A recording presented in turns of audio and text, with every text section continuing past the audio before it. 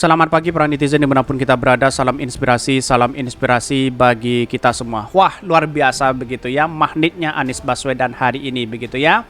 Efek pencapresan Anies Baswedan ya, banyak kader partai lain yang kemudian bergabung kepada Partai Nasdem. Bayangkan ya, efek Anies Baswedan begitu ya. Banyak bahkan ya, menurut data apa yang disampaikan oleh si Ali ini menunjukkan bahwa di Partai Nasdem banyak partai-partai yang lain yang kemudian memberikan kontribusi besar begitu ya. Artinya ingin ya ikut partai ya atau pindah kepada Partai Nasdem. Bayangkan kalau partai ya yang lain pindah kepada Partai Nasdem, ini menunjukkan bahwa Partai Nasdem akan kemenangan luar biasa. Bisa saja 100 kursi dan sebagainya begitu ya. Ini kan luar biasa begitu. Tapi mari kita baca terlebih dahulu komentar-komentar netizen seperti ini. Ini komentar-komentar netizen ya, efek pencapresan Anies Baswedan banyak kader partai lain pindah ke Nasdem. Ada apa begitu ya? Ditambah saya juga ada ya ini. Apa bukan sebaliknya banyak pengunduran diri kader Nasdem. Maka kemarin banyak yang mengatakan bahwa Partai Nasdem akan keluar di situ. Tapi tahu-taunya yang masuk kepada Partai Nasdem juga ribuan begitu ya. Hilang tiga tumbuh 1000 lagi begitu kan. Nah, indikasi tren positif yang sama dengan sebelumnya, artinya menjadi magnet luar biasa ketika Anies Baswedan dicapreskan oleh Partai Nasdem begitu ya. Bahkan kalau menurut data yang ada 10 orang ya, kalau kurang lebih dari situ begitu, dari partai lain yang kemudian memberikan atau pindah di situ begitu kan. Ada apa? Ya karena magnet Anies Baswedan ya bisa saja di masyarakat luar biasa sangat diminati di situ begitu ya. Apa bukan sebaliknya banyak mundurkan diri di Partai Nasdem begitu? Ya memang ada segelintir orang yang memang keluar dari Partai Nasdem begitu. Indikasi tren positif yang sama dengan sebelumnya. Ini nggak perlu survei-surveian, pertanda Anies lebih menarik dari capres yang lain. Siap nih wakilnya, Nasdem ada kisi-kisi nggak nih? Ini banyak pro dan kontra begitu ya. Tetapi melihat condong hari ini bahwa ya Partai Nasdem hari ini begitu banyak diminati. Kenapa? Karena Anies Baswedan menjadi magnet di masyarakat. Ketika masyarakat bertanya atau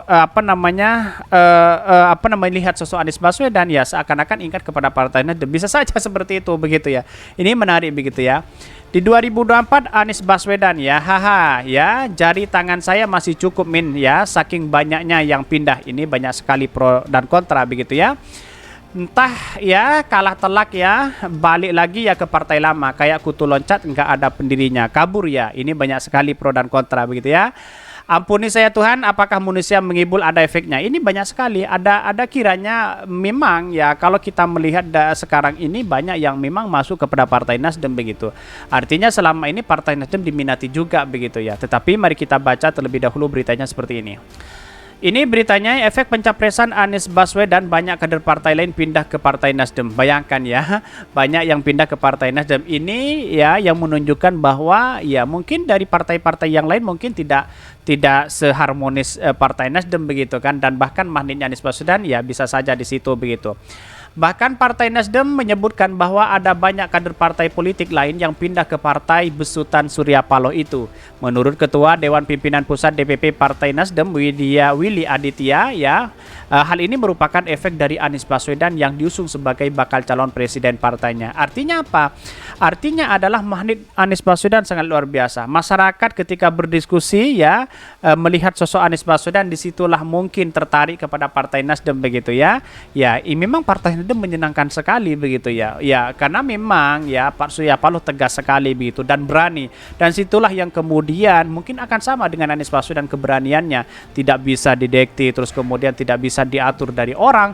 Ya bisa saja orang-orang dan masyarakat ya atau partai-partai lain atau kader-kader yang lain ingin pindah kepada Partai Nasdem, bisa saja itu terjadi begitu ya. Bahkan namun ya, Willy mengatakan untuk pemilu ketiga yang dihadapi Nasdem pada 2024, kader pindahan dari partai lain tak sebanyak pada pemilu sebelumnya. Ini momentum Nasdem sudah 2 kali ikut pemilu, kata Kakak Prananda. Ini yang ketiga, ini tidak banyak transferan ya. Jadi ini sudah mulai solid mengintal ya secara komposisi betul ya.